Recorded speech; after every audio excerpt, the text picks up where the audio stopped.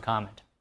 News publishers are struggling, revenue is down, subscribers are leaving, and customer habits are changing. Adam Koehler has already helped digitally revolutionize one industry. In 2015, he sold the company he co-founded, Loop, for $108 million. Loop had already facilitated over $2 trillion in transactions. Now he wants to make it easier for you to access premium news content online, and we're delighted to have him here today along with co-founder and chief operating officer of technology firm Oracast, Ryan Deacon. Ryan and Adam have collaborated on projects for over 10 years now. So good to see you guys, Adam, Ryan. So how's it going? How has New York been these couple of days? Busy and hot. Busy. This isn't your first time right here. No. We've been in New York a bunch of times, but yeah, it's always great to come back. Yeah, you guys should definitely try the Peter Luger Steakhouse. I'm sure you've heard of that. Oh, I have heard. Yeah, I've tried Peter Luger's. Yes, it's excellent. Yeah. Yeah. Did you guys try the steak for two? It's very tender. No, last time I was here, I actually tried it. Yeah, today we were on a pizza hunt. So we went on one of the apps and we looked up some recommendations, and there was 5 of them. And we found one, and it was excellent. Yeah. Yeah, we have a guy really into pizzas here. I'm sure you guys are going to be best friends if you had a conversation on pizza. There you go. But let's talk about your story here. Very moving, very inspirational. I mean, when I heard it, I just thought to myself, this is a real rags to riches story. I mean, it's incredible. So let's start from there on some of the projects that you guys are working on right now. Starting with you, Adam. I don't know about you guys, but hitting paywalls on interesting news stories, so frustrating, right? I mean, it's a real pain, and you're working on to remove that. How do you plan to solve that problem? Yeah, so sure, paywalls. For some reason, this is the only industry I know about that actively scares away its customers. So it does all this work to drive you to the paper, and then just to tell you you're too poor to read the content, right? Some of these, subscriptions can be anywhere from $400 a year. The average person has 8.2 subscriptions. They spend between $1,100 and $1,400 a year. So there's a real thing called subscription fatigue. And it's really the younger people, because you got your Spotify, you got your Netflix, you got your Hulu, you got all these different subscriptions, and now you're asking me to get another subscription, and then that's when the subscription fatigue kicks in. So I've been trained by some of the hard paywall news sources to not come back. So I'll find them on social media. That's how I access news. I'll scroll through, I'll find something that's interesting, a headline, right? I click on it, I get there, paywall, I'm gone. Well, Peter, you just went on the record to say, or Adam rather, you went on record to say you're going to get rid of the paywall. Don't disappoint us, because we don't necessarily want to get rid of the paywall. We actually are on the paywall, so we want to be an alternative to the subscription. So there's a lot of people that do want the subscription, and we went and did a healthy amount of research. I would say 100-page research article, or that we created. And yeah, there are people out there who still would rather prefer a subscription, but a lot of people want that micropayments option. Okay, let me talk to you for a moment, Ryan. You're working on technology and digital strategy behind content credits. Can you talk to us about that? What's going on there? Well, not to get too deep, however, every publisher is going to have a different setup, so a different website, different technologies that they're using. And I would say my role is to really help make that transition or integration smooth. And so for the Epoch Times, as an example, they're going to have a different setup than maybe the New York Times. And so we've got to work together and figure out what's going to work best for everybody involved. And we've got to make it a seamless transition. Well, me personally, I'm not very tech savvy. I mean, I can operate a computer, I can use my phone, but that's about it. How difficult or how easy is it going to be for a regular user, to adapt to this technology or this way of doing things, Adam? Yeah, so the idea is they pay us for a bundle of credits. And then as long as they're logged into their web browser, they can go to any of our partner websites. When that paywall pops up and they see that Buy with Content Credits button, they click that, paywall comes down. It's that easy. Okay, anything to add, Ryan? No, the key user is the end user. So if we make that process simple for them, then there's no reason for them to not purchase an article. Okay, well, sounds good. And Adam, I understand that you're working on a bunch of stuff as of right now. Oh, yeah. For example, real estate investment, co-working spaces. You want a digital marketing agency hosting podcasts. I mean, I can barely get one thing done per day. Can you just give us some of your strategies here? How do you do so much?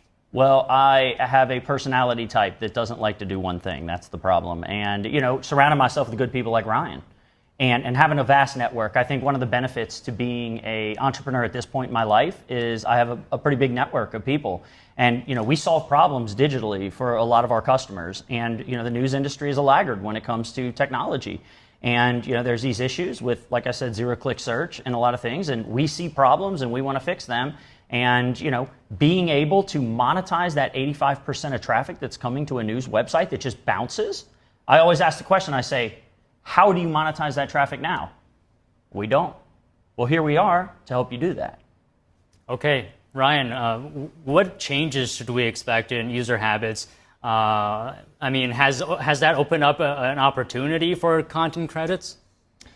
Well, I guess that's a loaded question, but user behavior is definitely changed because of the paywalls that now are integrated everywhere and zero-click search. So what we're trying to do is open up another revenue stream for these publishers, and I think that's going to make a big difference. Okay. Well, talk to you for a moment, Adam. As I mentioned earlier, back in 2015, you sold .loop to Zillow for over $100 million. Can you talk to us about that journey? Yeah, I mean, I was just working in an ad agency, and I'd making regular ad agency money, and I always wanted to be an entrepreneur, and I wasn't at that point. I was purchasing some real estate in my old neighborhood, and a buddy of mine, one of our co-founders, Matt Vorst, he came up to me and he said, "Hey, I know a guy who has an idea for a really cool software. Would you want to talk to him?" And they were looking for someone, a graphic designer, who had some experience in real estate.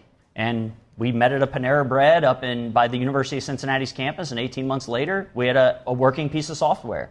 And it was hard.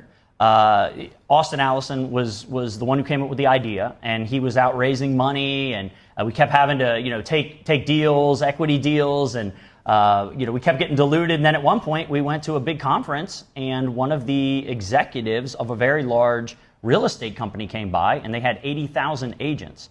And once we signed up, well, agents do work with other agents. So it created this network effect. And I believe at one point before Zillow bought us, about 90% of all real estate agents in the country were at least signed up to use our software, and about $2 trillion worth of transactions had passed through that.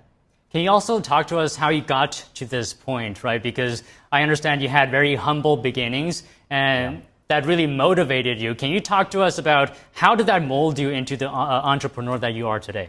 Well, exactly. We had very humble beginnings, and I just didn't want to be in that situation the rest of my life. And I pay attention, I watch other people, and I say, I'm not going to do that, right? But I watch other people and I say, that person's got it together, I want to do that, right?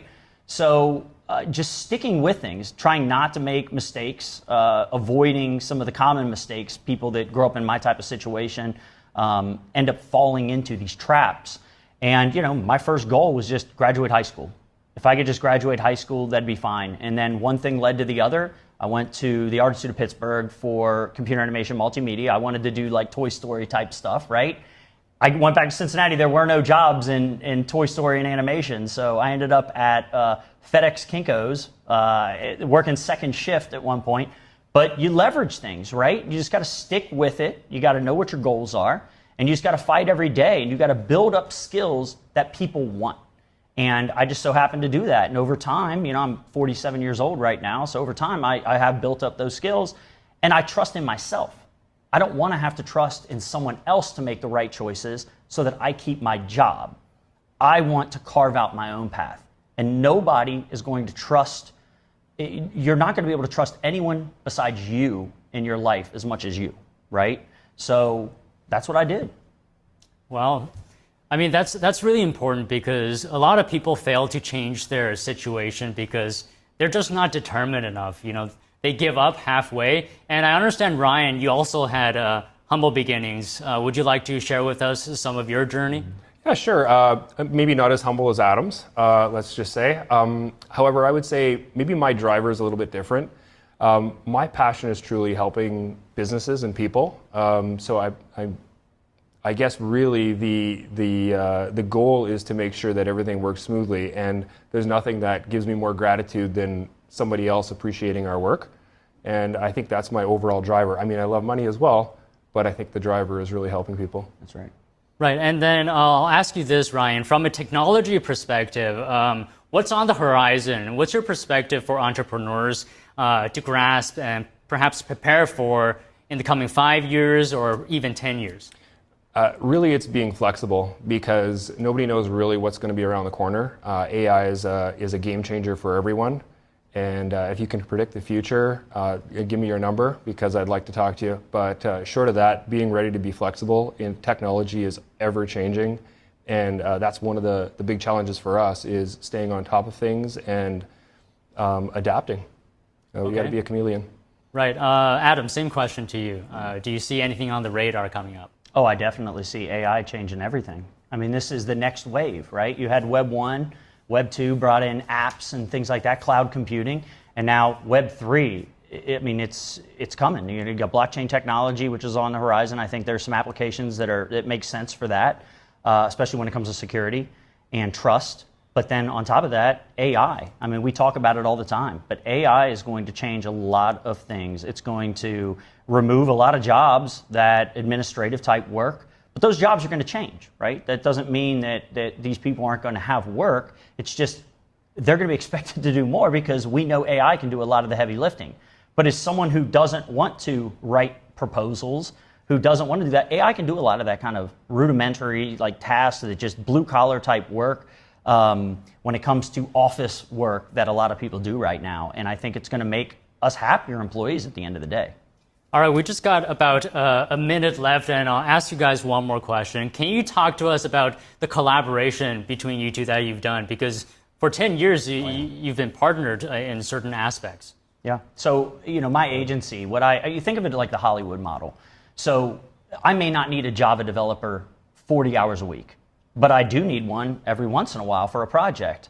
So the idea is you pull people into projects that are very skilled. And like I said before, at this point in my career, I just so happen to know a lot of people that are skilled at a lot of things. And Ryan owns his own agency. They have a specialty in what they do. And when projects come up for big clients that need very, very difficult technology situations solved for them, I bring a guy like Ryan in.